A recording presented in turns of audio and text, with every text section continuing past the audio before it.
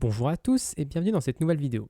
Aujourd'hui, si je crée une nouvelle conversation et que j'envoie un petit message avec par exemple bonjour, et que je vais sur Off Topic ici, je vois la nouvelle conversation, je vois le message et je peux répondre une réponse. Donc ça, tout fonctionne bien.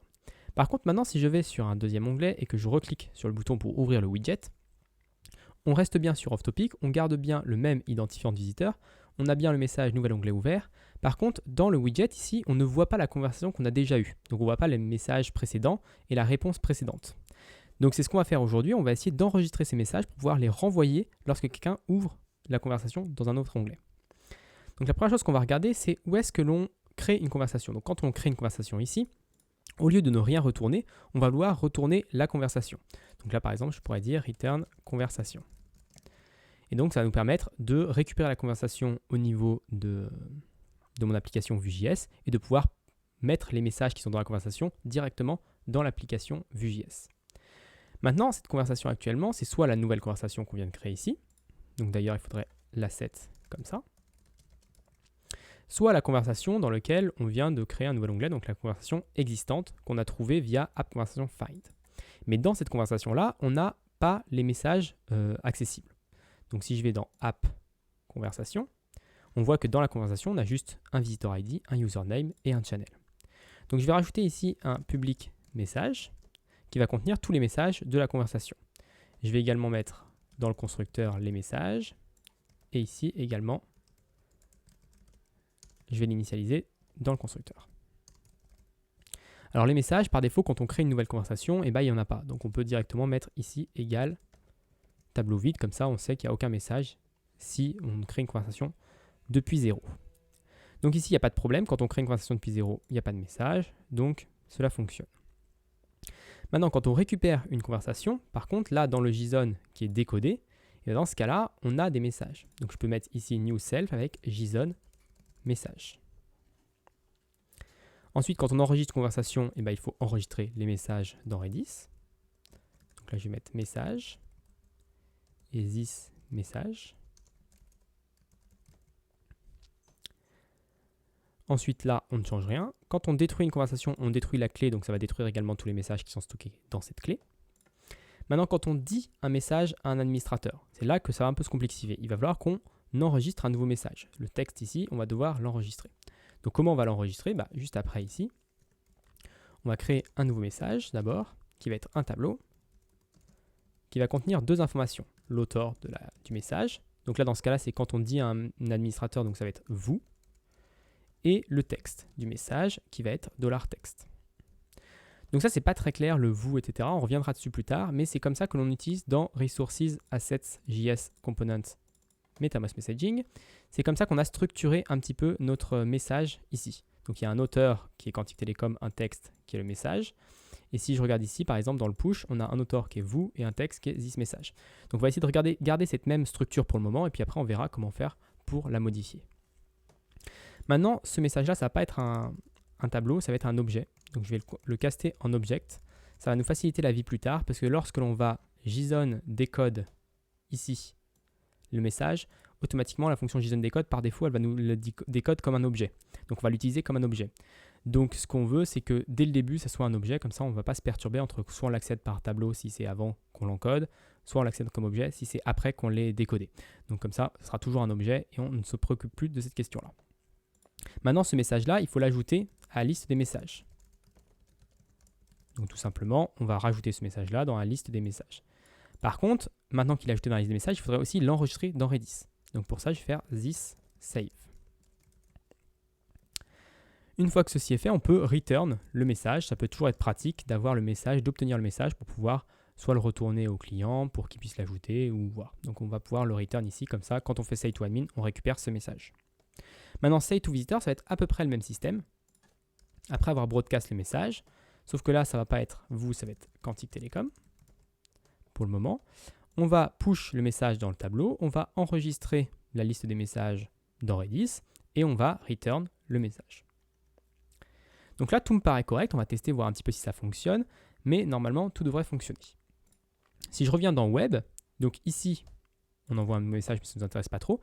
Par contre, ici, quand on poste un message depuis l'application, eh ben, on peut return ce message. Parce que je vous rappelle que la fonction say_to_admin qu'on appelle à la fin ici retourne bien le message que l'on vient de créer. Donc on va pouvoir le retourner à l'application Vue.js. Et ici, quand on delete une nouvelle conversation, on n'a pas besoin de retourner quelque chose parce qu'il n'y a pas de problème à ce niveau-là. Donc on va essayer tout de suite ça. On va aller dans Mattermost Messaging et on va faire quelques petits console.log pour pouvoir voir un petit peu les résultats de nos posts. Donc quand je crée une conversation, normalement maintenant je devrais recevoir la conversation, donc soit la nouvelle conversation, soit la conversation déjà existante. Donc je vais faire un point zen pour récupérer le résultat. Et je vais déstructurer la clé data, donc ça me permet de récupérer juste les données, parce que par défaut Axios il va nous retourner ici une variable qui s'appelle result, et dans cette variable result on peut faire console.log result.data. Mais moi je m'en fiche du reste de result, donc je peux directement dire en JavaScript que je veux récupérer uniquement la variable data dans result. Donc c'est comme ça la syntaxe en JavaScript. On est obligé de mettre les parenthèses quand on met les accolades, mais normalement il y a juste les accolades à mettre comme ça. Donc là ça permet juste de faire console.log data. Je vais aussi mettre un console.log ici pour dire que c'est une nouvelle conversation, ou là c'est post-conversation. Comme ça c'est très clair.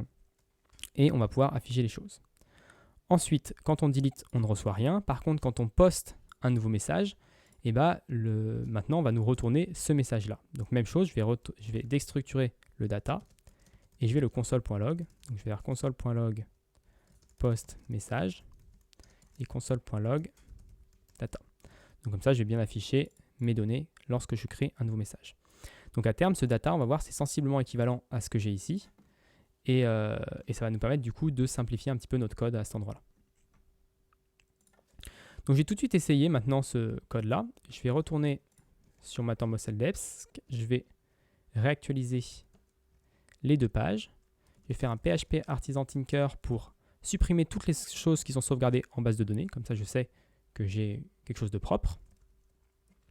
Et je vais pouvoir créer une nouvelle conversation. Donc, je crée une nouvelle conversation et là, j'ai bien New Conversation qui apparaît. Si je fais examiner élément dans la console, normalement, j'ai Post Conversation et là, j'ai quelque chose de vide. Donc, a priori, rien n'a été créé. Mais en fait, ce n'est pas que rien n'a été créé, c'est parce que dans Laravel, quand je lui dis ici, dans Web, de return conversation, il ne sait pas comment convertir cette conversation en JSON. Parce que quand on veut récupérer en JavaScript quelque chose qui vient du PHP, on veut le convertir d'abord en JSON. Donc ce return conversation, c'est bien, mais pour Laravel, c'est juste quelque chose de nul, de vide, parce que c'est un objet qu'il ne connaît pas. Alors il y a une manière de dire à Laravel comment on peut convertir quelque chose en JSON. Donc on peut implémenter une interface. Donc soit on peut mettre implement une interface qui s'appelle implement une interface qui s'appelle JSONable. Implements, une interface qui s'appelle JSONable. Et si on veut quelque chose de plus simple encore, on peut avoir l'interface ArrayAble. Donc cette interface-là, elle permet de transformer une conversation en tableau, et ensuite Laravel saura transformer ce tableau-là du coup en JSON, parce qu'un tableau transformé en JSON, c'est assez facile. Donc je vais importer cette implémentation ici, enfin cette interface, et tout en bas, je vais créer une nouvelle fonction que je vais appeler toArray, qui va permettre de dire à Laravel comment on veut convertir cette conversation en tableau. Donc c'est à peu près équivalent à ce que l'on fait ici. Donc pour le moment, je vais faire un return de tout ça. Donc une fois que ceci est fait, normalement, on doit avoir quelque chose de fonctionnel. Donc je vais refermer un petit peu ça, cleaner ça, et du coup si je ferme, alors il faut faire que je pas réactualiser, non c'est bon. Donc si je rouvre maintenant, j'ai une nouvelle conversation qui vient de s'ouvrir, et là on voit que j'ai un objet cette fois-ci qui contient toutes les informations dont j'ai besoin. Donc si on agrandit un petit peu, on est bien sur le channel off topic, on a un message, le visiteur LSZ, on a le visitor ID, et on a la liste de tous les messages qui ont été envoyés. Donc on voit qu'il y a un petit peu New Conversation, Close Conversation, nouvel onglet ouvert. Donc on voit qu'il y a des choses qui sont un petit peu buggées, parce qu'on n'a pas nettoyé tout ce qu'il fallait bien comme il faut. Et ça, on verra dans la prochaine vidéo comment réparer ce petit bug. Mais en attendant, la seule chose qui est intéressante, c'est qu'on voit qu'on a une liste de messages qui est ouverte. Et ici, si je rajoute par exemple bonjour, donc je l'envoie, je reçois bien ça ici. Si je vais maintenant inspecter élément, je vais le passer pas comme ça, je vais le passer attaché en bas, ça va être plus propre. Donc si j'ouvre la console comme ça ici, et que je rouvre ici ma conversation, on va retrouver normalement mon message bonjour. Ici on retrouve mon message bonjour, donc on connaît les messages qui ont déjà été envoyés sur l'autre onglet, parce que bonjour a déjà été envoyé sur l'autre onglet. Donc il ne nous restera plus qu'à faire quelques petites manipulations en Vue.js. Donc voilà pour cette vidéo, j'espère qu'elle vous a plu. Si elle vous a plu, n'hésitez pas à vous abonner et à la partager. Et moi, je vous donne rendez-vous du coup la semaine prochaine pour la suite de cette série.